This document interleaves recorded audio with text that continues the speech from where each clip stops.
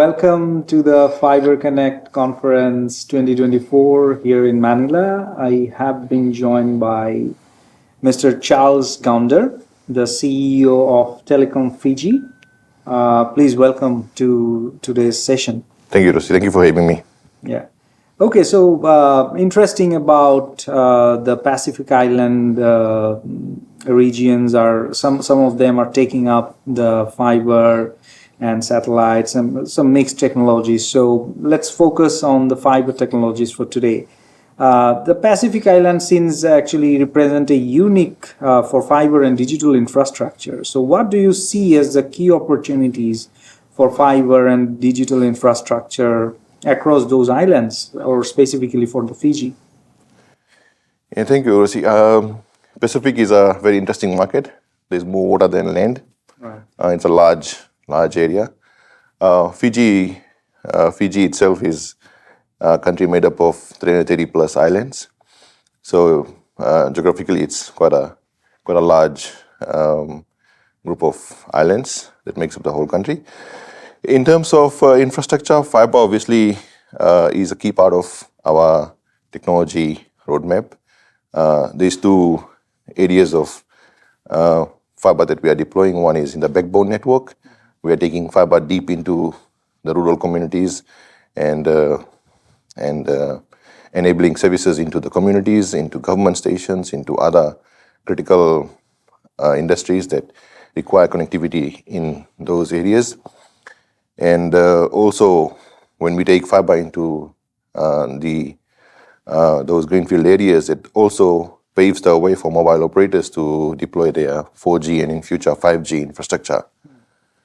So that's the backbone fiber infrastructure. And on the other side, we are also we also have a very ambitious plan to roll out fiber to the home, fiber to the business, and fiber to the node in different areas, enabling high-speed internet connectivity to all customers, and also delivering enterprise applications, delivering services into government, aligning with the government's digital transformation objectives. Yeah, so those are sort of the key objectives and key drivers. I see. And you are talking about 300 islands, so more than 300 probably. So yes. I think covering all those with fiber infrastructure is very challenging for you. So what are the major challenges you face about the deployments in the country like Fiji? So not all 330 islands are connected with fiber as yet. So out of 330, only 112 of those islands have communities on them. And out of that, there's 3 main islands, and the others are small islands. So we're deploying fiber extensively on the 2 main islands right now, and also connecting those islands via submarine fiber as well is part of our plan going forward. In terms of the challenges, there are many, starting from access to land is a very tricky situation in Fiji. We need to follow the traditional protocol to get approvals from the landowners and the government agencies. So we have dedicated staff, protocol officers who manage those negotiations for the organization. Apart from that, obviously the supply chain issues, we don't have the volume to be able to negotiate large purchases. So our cost per unit, when you look at deployment of fiber, is always going to be higher than what you'd see in markets like probably Manila. And plus, the volume is in the number of subscribers also is a challenge. So those things makes it a bit challenging. And to address it, we have partnerships. So we have suppliers who have been with us, who have supported us. And going forward, we are also looking at options whereby we fully outsource deployments to certain partners who are able to probably deploy full turnkey solutions to us. And that's one of the reasons why we are here, to explore collaborations and partnerships with potential contractors. And also, as you'd be aware, not only Fiji, but there's a pattern of migration all over the world. Fiji is losing a lot of skilled resources. So that way, having these partnerships also mitigates our risk of losing skilled people.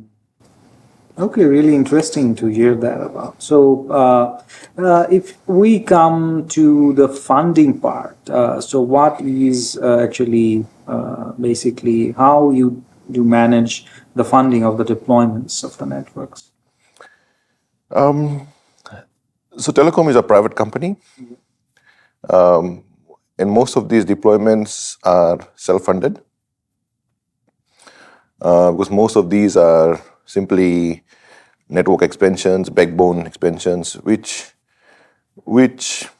does not really have a immediate revenue impact. So most of these projects are self-funded through our own equity.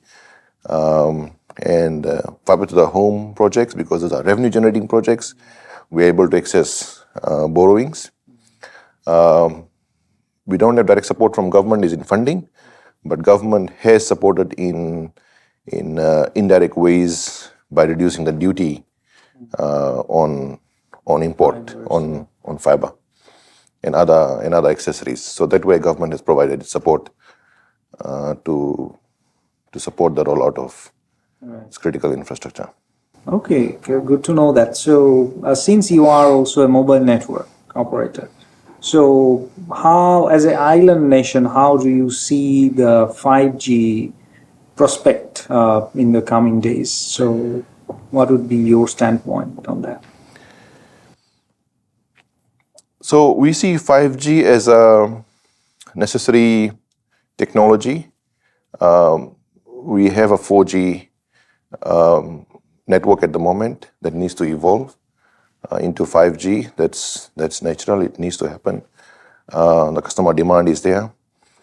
But in parallel, we also feel that fiber really is the technology of the future.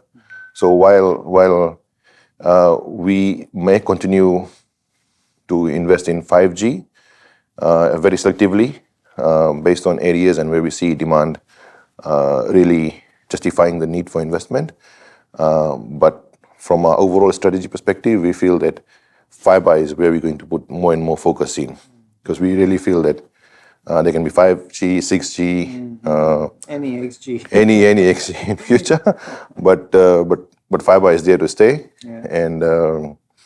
And the question really is, how can we deploy fiber today that will ensure that it lives and it supports the business for the next 40, 50 years. Future-proof technology. Exactly, yeah. And so you are more kind of want to explore and exploit. So at the same time, you want to trial and then try it and then... Yeah, that's interesting strategy as a island nation. So so similar happens to a lot of developing nations such as like Bangladesh, some other countries as well, that we are still learning, and the investment scale is huge. So it's really difficult for them to invest. Yes. So yeah, that's good to hear, and thanks for being with us. Yes. Just to add on, we have rolled out to the home in parts of Vitilevu, which is the main island, in a selective way. So it was more trial and error to see if there is appetite for such services. But